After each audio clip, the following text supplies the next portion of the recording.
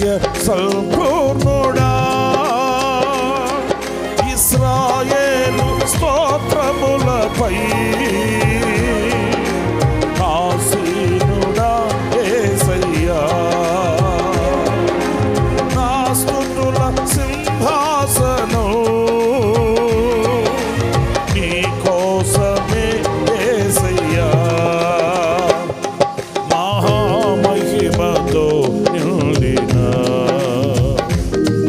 కృపా సత్య సంపూర్ణుడా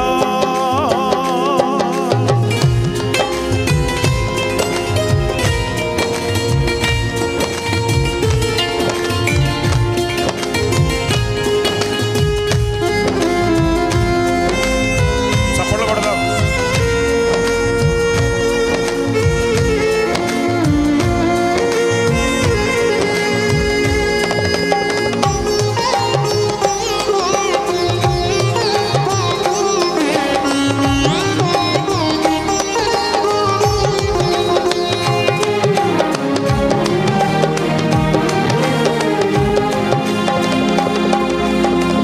మహిమను విడచి భూమిపైకి దిగి వచ్చి కరుణతో నన్ను పిలచి సత్యమును బోధించి చీకటిని తొలగించి వెలుగుతో నింపితివి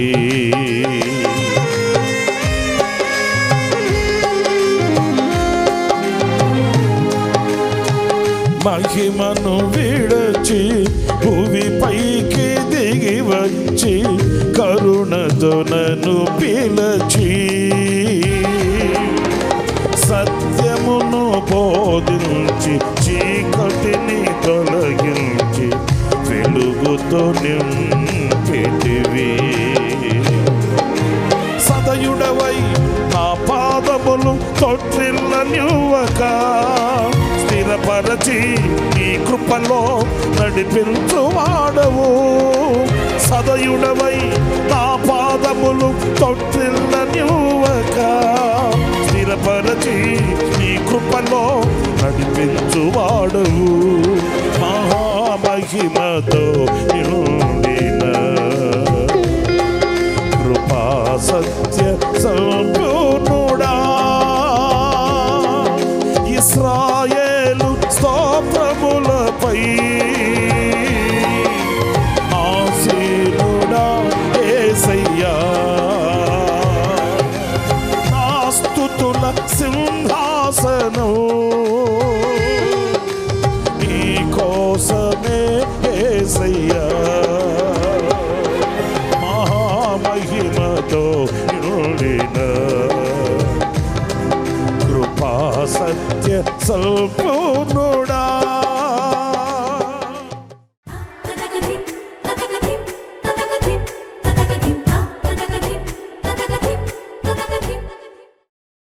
ప్రైజ్ ది లార్డ్. ప్రభు అయిన యేసుక్రీస్తు నామములో మీ అందరికీ మా హోసన్నా మినిస్ట్రీస్ తరపున హృదయపూర్వకమైన వందనాలు తెలియపరుస్తున్నాను. ప్రభు మిమ్మల్ని ఆశీర్వదించి దీవించునుగాక. ప్రియులారా, దేవుడు మనల్ని ఇంతవరకు ఆయన ఆరోగ్యకరమైన రెక్కల నీడలో దాచి విశేషమైన కృపను అనుగ్రహించి ఈ దినం సజీవులుగా ఉండేటట్లు ఆయన మన ఎడల తన అపారమైన ప్రేమను విశేషమైన కృపను ఆయన సమృద్ధిగా కనపరిచాడు. మనం ఎంతైనా ధన్యులం, భాగ్యవంతులం అని చెప్పుకోవాలి. ఎందుకంటే దేవుడు మన జీవాన్ని ఆయన కృపలో దాచి ఉంచాడు. అంతకు మించిన భాగ్యం మరొకటి లేదని చెప్పుకోవాలి. గనుక దేవుడు మన ఎడల ఎంత ఉద్దేశం కలిగి ఉన్నాడు, ఎన్ని ఆలోచనలు కలిగి ఉన్నాడు అనేది మనం గ్రహించవలసిన వారమై ఉన్నాము. ఏ ఉద్దేశం లేకుండా దేవుడు మనల్ని ఉంచలేదు ఈ భూతలముపై. ఏ ఉద్దేశం లేకుండా ఈ లోకంలోనికి ఆయన మనల్ని పంపించలేదు అనేది కూడా మనం గుర్తించాలి. ఏదో గొప్ప ఉద్దేశాలు మన ఎడల ఆయనకున్నాయి. లేఖనాల్లో మనం చదువుతాము, వాటిని మనం వివరించలేము అనేది కీర్తనకారుని నోట వచ్చిన మాట. అందుచేత దేవుడు శ్రేష్టమైనటువంటి ఆలోచనలు మన ఎడల కలిగి ఉన్నాడు అని మనం యోచించి వివేచించగలిగితే మనం వేసే ప్రతి అడుగు కూడా ఆచితూచి అడుగు వేయగలుగుతాము, దీవించబడగలుగుతాము, ఆనందించగలుగుతాము. ఆయన ఆలోచనలు నెరవేర్చి ఆయన మూలముగా కలిగే సంతోష సమాధానములను మనం సొంతం చేసుకోగలుగుతామనే విషయాన్ని మనం మర్చిపోకూడదండి. పరిశుద్ధ గ్రంథంలో ఒక 3 వ్యక్తుల్ని నేను మీకు జ్ఞాపకం చేస్తాను. వారి వలన కలిగిన అనుభవాలు ఎలాంటివి, వారి లోకంలోనికి జన్మించిన తర్వాత వారి వలన కలిగిన ఆధ్యాత్మికమైన విలువలు ఏపాటివి అనేది మనం లేఖనాలలో నుంచి కొన్ని విషయాల్ని మనం తలపోసుకుందాము. మొదటిగా పరిశుద్ధ గ్రంథంలో ఆది కాండంలో ఓ చక్కటి మాట మనం చూస్తామండి. 4వ అధ్యాయం 26వ వాక్యంలో మనం గమనించినప్పుడు, షేతునకు కూడా కుమారులు పుట్టెను, అతనికి ఎనోషు అని పేరు పెట్టెను. అప్పుడు యెహోవా నామమున ప్రార్థన చేయుట ఆరంభమైనది. చూడండి, ఇక్కడ ఎనోషు అనే ఒక వ్యక్తిని మనం చూస్తాము. అతడు పుట్టినప్పుడట ప్రార్థన చేయడం ప్రారంభించబడింది అనే మాట మనం చదువుతాం. ఎనోషు అనే మాటకి మానవుడు అనే అర్థమిస్తుందని మరి వేదాంతులు చెబుతున్నారు. అంటే మానవునికిని దేవునికి మధ్య ఒక బంధం ప్రార్థన. మానవుడు దేవునికి మొరపెట్టుకొని దేవుని సహాయాన్ని పొందుకునే ఒక అనుభవం ప్రార్థన. తనకున్న బలహీనతలలో దైవశక్తిని పొందుకోవడానికి ఒక సాధనం ప్రార్థన. ప్రియ దేవుని బిడ్డలారా, మరి దేవునికి ఇష్టడు ఆదాము. ఆదామునకు కయ్యూను హేబేలు జన్మించారు. మరి వాళ్ళు జన్మించినప్పుడు ప్రార్థన ప్రారంభమయ్యును అని వ్రాయబడలేదు. మరి ముఖ్యంగాను హేబేలు నీతిమంతుడు కదా. మరి హేబేలు జన్మించినప్పుడు దేవునికి ప్రార్థించుట ప్రారంభమాయను అని వ్రాయబడలేదు. ప్రాముఖ్యంగా ఇక్కడ ఎనోషు జన్మించినప్పుడు ప్రార్థన ప్రారంభమైందంట. అంటే దేవునికి తన సంగతులు చెప్పుకునే ఆ అనుబంధం ఏర్పరచబడింది. నా ప్రియమైన దేవుని బిడ్డలారా, ఎప్పుడైతే ప్రార్థన అనే అనుభవం ప్రారంభించబడిందో దేవుని యొద్ద నుంచి రావాల్సిన సమస్తము కూడా మానవుడు పొందుకోగలిగాడు. ఈనాటికి మనం కూడా ప్రార్థన అనే వారధి ద్వారానే మనం సమస్తాన్ని పొందుకోగలుగుతున్నాం. లేఖనాల్లో మనం చదువుతాం కదండి, కొందరి భక్తుల అనుభవాలు మనం గమనించినప్పుడు ప్రార్థన వలననే యెహోషువ సూర్యచంద్రుల్ని నిలపగలిగాడు. ఇది మానవునికి అసాధ్యమైన కార్యం. ఎందుకంటే దేవుని ఆజ్ఞ చొప్పున సూర్యుడు చంద్రుడు వారి వారి కర్తవ్యాలు నెరవేరుస్తున్నారు. మరి దేవుని చేత నిర్మించబడినటువంటి ఈ సూర్య చంద్రములను ఆయన ఆజ్ఞాపించగలిగాడు. ఇది ఎవనికి సాధ్యము కాని పని. దేని ద్వారా జరిగింది? ప్రార్థన వలననే. తనకు కావలసిన అక్కరని ప్రభుతో చెప్పుకోగలిగాడు. తనకున్న అక్కరని విన్నపించుకోగలిగాడు. దేవుని మనసులో స్థానాన్ని సంపాదించుకోగలిగాడు. దేవుని యొద్ద నుంచి ప్రతిఫలాన్ని పొందుకోగలిగాడు ప్రార్థన వలననే. లేఖనాల్లో ఇంకా మనం చాలా విషయాలు మనం తెలుసుకోవచ్చండి. ప్రార్థన ద్వారానే దైవజనుడైన ఏలీ అగ్నిని కురిపించగలిగాడు. ఇవన్నీ అసాధ్యమైనటువంటి కార్యక్రమాలు కదా. వర్షం కురిసిందంటే దాని పరిస్థితి వేరు. అగ్ని కురిసిందంట ప్రార్థన ద్వారా. దేవుడు అతని ప్రార్థనకి అంత గొప్ప జవాబునిచ్చాడు. ప్రార్థనకి అంత శక్తి ఉందనేది కూడా ఈ వాక్యంలో మనం గ్రహించవలసి వస్తుందండి.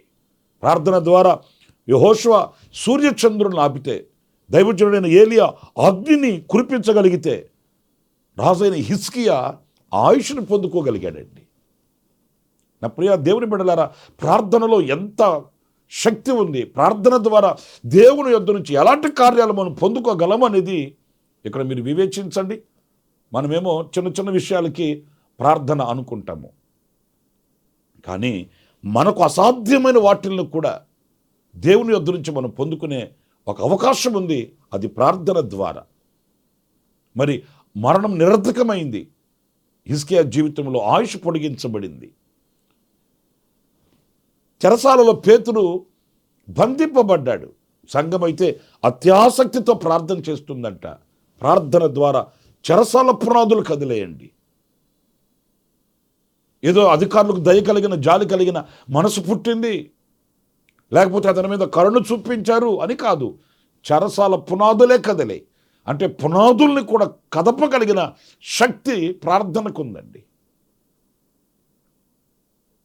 ఆ ప్రార్థన ఎనోషు పుట్టినప్పుడు ప్రారంభమైంది. అంటే అతని యొక్క జన్మ రహస్యం ఎంత ఆశీర్వాదకరమైనదో మీరు ఆలోచించండి. చెరసాల పునాదుల్ని కదపగలిగినటువంటి ఆ ప్రార్థన, మోడుబారిన జీవితం వల్ల నిందలు అనుభవిస్తున్న హన్న బ్రతుకులో ఒక గర్భఫలాన్ని పొందుకునే ప్రార్థన. నా ప్రియమైన దేవుని బిడ్డలారా, ఎనోషు పుట్టినప్పుడు ప్రారంభమైందట. మరి ఈ రోజున దేవుడు మనల్ని ఏ సంకల్పముతో ఆయన పుట్టించాడు, మన ఎడల ఆయనకున్న ఉద్దేశాలు ఏంటి అనేది మనం గ్రహిస్తే మనం ఆయన స్తుతించకుండా ఉండలేము, ఆయనను ఆరాధించకుండా ఉండలేము, ఆయనను మహిమపరిచి గణపరిచి ఆయనతో అడుగులు వేయకుండా వెనకంజే వేయలేమండి. ఎనోషును గురించి మనం ఈ మాటలు తలంచుకుంటాము. రెండవదిగా మరొక వ్యక్తిని కూడా నేను మీకు జ్ఞాపకం చేస్తాను, నోవాహును గురించి. నోవాహు జన్మించినప్పుడు అతని తల్లిదండ్రులు అతనికి నోవాహు అని పేరు పెట్టడంలో గల కారణం ఏంటంటే, మీరు ఆదికాండం 5వ అధ్యాయం 29వ వాక్యంలో ఆ మాటలు మీరు చదువుతారండి. నేను ఆ మాటలు చదివి మీకు వినిపిస్తాను, చూడండి. ఆదికాండం 5వ అధ్యాయం 29వ వాక్యంలో, భూమిని యెహోవా శపించినందువలన కలిగిన మన చేతుల కష్టము విషయంలోనూ మన పని విషయంలోనూ ఇతడు మనకు నెమ్మది కలుగుజేయును అనుకుని అతనికి నోవాహు అని పేరు పెట్టెను. ప్రియులారా చూడండి, ఇతని వలన మనకు నెమ్మది కలుగుతుంది అని అతనికి నోవాహు అని పేరు పెట్టారట. అంటే ఆ తల్లిదండ్రుల గుండెల్లో ఉన్న ఆశ ఏంటంటే, గతం వేరు, ఇతని పుట్టిన తర్వాత దినాలు వేరుగా ఉంటాయి, మనకు నెమ్మది కలుగుతుంది. నిజమే. ఒకసారి మీరు ఆలోచించండి, నోవాహు నెమ్మదిని కలుగు చేయువాడుగా మరి ప్రత్యక్షమవుతాడు. ఎందుకంటే నోవాహు చరిత్రలో కూడా మీరు చూడండి, అతన్ని గురించి కొన్ని విషయాలు 6వ అధ్యాయం 9వ వాక్యంలో మనకు కనిపిస్తాయి. 3 విషయాలు అక్కడ వ్రాయబడి ఉంటాయి. 1 నీతిమంతుడని, 2 నిందారహితుడని, 3 దేవునితో కూడా నడిచిన వాడని. అలాగే యెహెజ్కేలు గ్రంథం 14వ అధ్యాయం 14వ వాక్యంలో ఇతడు సాక్ష్యము పొందిన వాడని కనిపిస్తాడు. ప్రియులారా, నోవాహు ఆయన జన్మించి ఈ లోకాన్ని ఆశ్రయించి ఈ లోకాన్ని స్నేహించి అందరిలా బ్రతికి చనిపోయిన వాడు కాదు. అతనిలో ఒక ప్రత్యేకత ఉంది. అతని మూలముగా నెమ్మది, అతని మూలముగా అనేకులు నిమ్మలంగా నెమ్మదిగా ప్రశాంతంగా బ్రతకగలిగిన ఒక ఆశీర్వాదాన్ని పొందుకున్న వ్యక్తి అండి. నేను ఒక్క మాట మిమ్మల్ని విశాలమైన హృదయంతో అడుగుతున్నాను, మన వలన నెమ్మది కలుగుతుందా కుటుంబానికి? యవనస్తులైన వారిని అడుగుతున్నాను, మీ వలన మీ తల్లిదండ్రులకు నెమ్మది కలుగుతుందా? తల్లిదండ్రులైన వారిని అడుగుతున్నాను, మీ వలన మీ పిల్లలకి మీ కుటుంబాలకి నెమ్మది కలుగుతుందా? మరి మీ వలన నెమ్మది కలిగి విశ్రాంతి కలిగిన అనుభవాలు ప్రజలు కుటుంబాలు చూడగలుగుతున్నాయా? లేకపోతే మన వలన కలవరాలు కన్నీళ్ళు వ్యధలు అలాగ ఆవేదనలు కలుగుతున్నాయా? మీరు ఆలోచించండి. దేవుడు మన ఎడల ఒక నిత్య సంకల్పాన్ని కలిగి ఉంటాడు. ఆ నిత్య సంకల్పాన్ని మనం గుర్తించి ఆ రీతిగా మనం అడుగులు వేయాలి, ఆ రీతిగా మనం బ్రతకను ఉద్దేశించాలండి. నోవాహు ఆనాటి నుంచి ఈనాటి వరకు కూడా మనకొక పాఠంగా నిలిచిపోయాడు, మనకొక ప్రశ్నగా నిలిచిపోయాడు. మరి అలాంటి స్థానంలో మనం ఉండాలని ఎందుకు ఆశించకూడదు? మనం అలా బ్రతకాలని అలా జీవించాలని మనం ఎందుకు కోరుకోకూడదు? అతని మూలముగా నెమ్మది. కొన్ని కుటుంబాలకు వెళ్ళినప్పుడు చెప్తుంటారండి, మా పెద్దబాబు పుట్టిన తర్వాత మాకు చాలా కలిసి వచ్చిందండి అని చెప్తుంటారు. లేకపోతే పెద్ద పాప పుట్టిన తర్వాత మా ఆయనకు ఉద్యోగం వచ్చింది, ఈ ఇల్లు కట్టుకున్నాము అని కొన్ని ఆశీర్వాదకరమైన అనుభవాలు చెప్తుంటే నిజమే, దేవుడు ఒక్కొక్కరి ద్వారా ఒక్కొక్క దీవెన, ఒక్కొక్కరి ద్వారా ఒక్కొక్క ఆశీర్వాదం కలిగించవచ్చు. మరి మన వలన ఏం కలుగుతుంది? నా వలన ఏం కలుగుతుంది అనే ప్రశ్న నేను వేసుకోవాలి కదా. నా వలన నెమ్మది కలుగుతుందా? నా వలన నిమ్మలంగా బ్రతకగలుగుతున్నారా? సమాధానంగా ఉండగలుగుతున్నారా? నా ఇంటికి నేను ఆశీర్వాదకరంగా ఉన్నానా? నా తల్లిదండ్రులకు నేను నెమ్మదికరంగా ఉన్నానా? ఇవన్నీ మనకై మనం ప్రశ్న వేసుకోవలసిన చక్కటి అనుభవాలండి. ప్రియమైన వారలారా, నోవాహు నెమ్మదిని కలిగించాడు, ఎనోషు ప్రార్థనని స్థాపించగలిగాడు. ఇంకొక చిన్న విషయం కూడా నేను మీకు జ్ఞాపకం చేస్తాను, యోహానును గూర్చి. ఆయనను గూర్చి మనం లూకా సువార్త 1వ అధ్యాయం 17వ వాక్యంలో చదివితే అందులో వ్రాయబడిన మాటల్ని నేను మీకు చదివి వినిపిస్తాను, చూడండి ఆ మాటల్ని. మరియు అతడు తల్లిదండ్రుల హృదయమును పిల్లలు తట్టుకును, అవిధేయులను నీతిమంతుల జ్ఞానమును అనుసరించుటకును త్రిప్పి ప్రభువు కొరకు ఆయుత్తపడి ఉన్న ప్రజలను సిద్ధపరచుటకై ఏలియా యొక్క ఆత్మయు శక్తియు గలవాడై ఆయనకు ముందుగా వెళ్ళును. గనుక నీకు సంతోషమును మహా ఆనందమును కలుగును. అతడు పుట్టినందున అనేకులు సంతోషింతురనెను. ప్రియ దేవుని బిడ్డలారా గమనించండి.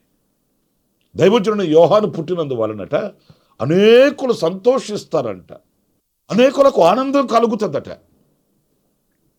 ఎందుకని అంత ఆనందం, అంత సంతోషం ప్రజలకు ఎందుకు కలుగుతుంది? అతనిలో ఉన్న అనుభవాలు ఏంటి? చాలా విషయాలు ఇక్కడ మనం చదువుతామండి. ఆయనలో ఉన్న సుగుణములను మనం గమనించినప్పుడు తండ్రుల హృదయములను పిల్లల వైపు తిప్పుతాడంట. అంటే ఆ హృదయములను తిప్పగలిగినటువంటి సామర్థ్యత కలిగిన వ్యక్తి. కొందరిని మనం బాగు చేయాలని ఎన్ని చెప్పినా వాళ్ళు మారరు.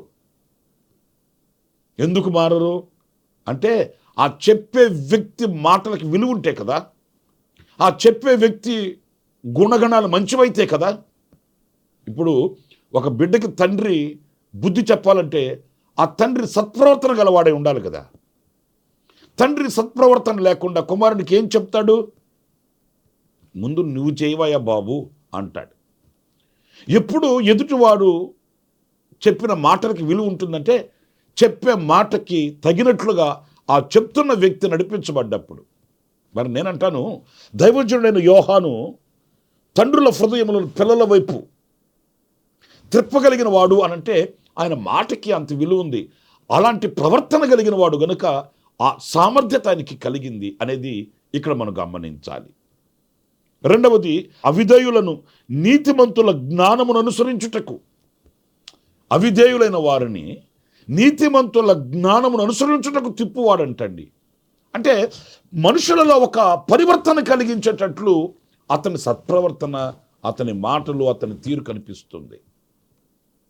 ప్రియమైన దేవుని బిడ్డలారా, ఈ రోజున మనము అన్ని జనులైన వారికి కానివ్వండి, అవిధేయులైన వారికి కానివ్వండి, ఒక పత్రికగా మనం బ్రతకగలగాలి కదండి. మనం అనేకులను ప్రభు ఎందుకు నడిపించగలగాలి అని అంటే ప్రభు వైపు మరలించగలిగినటువంటి ఆ సత్ప్రవర్తన మనలో కనబడాలి కదా. దాని కొరకై మనము సిద్ధపడాలి కదా. ఈ విషయాల్ని మనం తీక్షణంగా తీసుకోవాలి, ఆలోచించాలండి. అంతేకాదు, ఇక్కడ మనం గమనిస్తే ఆయన ప్రభు కొరకు ఆయుధపడి ఉన్న ప్రజలను సిద్ధపరచుటకై, దేవుని పరిశుద్ధ నామానికి మహిమ కలుగునుగాక. ప్రభు కొరకు ఆయుధపడి ఉన్న వారిని సిద్ధపరచుటకు అనేకులను సిద్ధపరుస్తాడంట. ఈ రోజున అనకూడదు కానీ మరి కొంతమందిని చూస్తే ప్రభు కొరకు సిద్ధపడి ఉన్న వారిని దిగజార్చేస్తారండి. ప్రభు కొరకు ఆయుధపడి ఉన్న వారిని వెనకంజి వేసేటట్లు, వాళ్ళలో ఉన్న ఆ ఉద్యమం చల్లారిపోయేటట్లు, వాళ్ళ హృదయాలలో ఉన్న ఆ వైరాగ్యం చల్లారిపోయేటట్లు పాడు మాటలని చెప్పేస్తారండి. ఓ మీకంటే మేము బాగా భక్తి చేసాము, ఇప్పుడు ఏమైంది? మేము మీకంటే నీతిమంతులుగా ఉన్నాము, ఇప్పుడు ఏమైంది? మేము మీకంటే ముందుగా పరుగు పరుగున మేము పరిచర్యలో పాలు పొందిన వాళ్ళమే, మాకేమొచ్చి పడింది, ఇప్పుడు మీరున్నారు. ఎలాగా చల్లారిపోయే మాటలు చెప్పి, దిగజారిపోయే మాటలు చెప్పి విశ్వాసహీనులుగా మార్చేస్తారండి. నా ప్రియమైన సహోదరులారా, దేవుని పరిశుద్ధమైన మార్గములను సరళము చేయడానికి వచ్చిన వాడట ఏలియా యొక్క ఆత్మ కలిగిన వాడట. ఎన్ని చక్కటి సుగుణాలు ఉన్నాయి చూడండి. అతను పుట్టినందువలన ప్రజలకు ఆనందం, సంతోషం. మరి ఈ రోజున మనల్ని పోల్చుకొని చూస్తే ఇందులో దేనికి మనం సరిపోయేటట్లుగా ఉన్నాము, ఇందులో దేనికి మనం సరిగ్గా సమాధానం చెప్పగలిగిన స్థితిలో మనం ఉన్నాము, నా వలన ఏం కలుగుతుంది, నేను ఏమై ఉన్నాను, నా గురి ఏంటి, గమ్యం ఏంటి అని ఆలోచించవలసిన ఆవశ్యకత మనందరి మీద ఉందండి. ఏదో తింటున్నాం, తిరుగుతున్నాం, బ్రతుకుతున్నాం, సాగి వెళుతున్నాయి, దినాలు దొర్లుతున్నాయి, రోజులు రాజులే కూర్చుంటున్నాయని కాదండి. నా స్థితి ఏంటి, నా పరిస్థితి ఏంటి, దేవుడు నన్ను ఎలా నడిపించాలని ఆయన ఉద్దేశిస్తున్నాడు, ఆయన ఆలోచన, ఆయన సంకల్పం, ఆయన చిత్తం, ఆయన ప్రణాళిక ఏమై ఉంది, ఇవన్నీ మనం గుర్తించవలసిన ఆవశ్యకత మన మీద ఉంది. నేను 3 విషయాలని మీకు వివరిస్తూ వచ్చాను. ఎనోషు, నోవాహు, అలాగే యోహాను. వాళ్ళ బ్రతుకులు మనకొక పాఠం. మనము కూడా వాక్యపు వెలుగులో మన బ్రతుకులను సరిచేసుకుంటూ ఆ విధంగా ఆయుత్తపరచబడుతూ తండ్రికి ప్రీతికరముగా బ్రతుకుదాము. దైవ దీవెనలు అందుకుందాము. ప్రార్థన. జీవాధిపతి అయిన ప్రభువా, మీకు వందనాలు. మా పితరులు జ్ఞాపకం చేసుకోవడానికి మీరు ఇచ్చిన తరుణం కొరకై స్తోత్రాలు చెల్లిస్తున్నాను. ఎనోషు పుట్టినందువలన ప్రార్థన ప్రారంభమైంది. నోవాహు పుట్టినందువలన నెమ్మది కలిగింది. యోహాను పుట్టినందువలన సంతోషం కలిగింది. నాయనా, ఆ స్థానం ముందు మేము నిలిస్తే మా స్థితిని మేము గుర్తించడానికి సహాయం చేయమని వేడుకుంటున్నాం. మాలో ఉన్న బడలికని, మాలో ఉన్న బలహీనతలను, మాలో ఉన్న అవిధేయతలను తొలగించి స్వామి మమ్మల్ని చేపట్టి మీరు నడిపించమని, మీ చిత్తం మాలో నెరవేర్చమని, మీరు ఏదైతే ఆశించారో మా ఎడల ఆ ఆశలన్నీ నెరవేర్చబడటకు సహాయం చేయమని మమ్మల్ని మీ చేతులకు సమర్పించుకుంటూ ఈ ప్రార్థనలో ఏకీభవించిన ఒక్కొక్కరిని కూడా ఆ రీతిగా మీరు సిద్ధపరచమని మీ పాదానికి అప్పగిస్తూ యేసు ప్రశస్త నామంలో ప్రార్థన చేసి వేడుకొనుచున్నాను తండ్రి. Amen, amen. ప్రభు మిమ్మల్ని ఆశీర్వదించి దీవించునుగాక. ఈ దినమంతా విశేషమైన కృప నా దేవుడు సమృద్ధిగా మీకు అనుగ్రహించునుగాక. ఆమెన్. ప్రతి దినము ఈ అనుదిన కృపాను సందేశాల కొరకు, ఇంకా మరిన్ని ఆత్మ సంబంధమైన సందేశాల కొరకు ఈ మా యూట్యూబ్ ఛానల్ ని సబ్స్క్రైబ్ చేసుకోండి. Pastor Ramesh, hosanna ministries.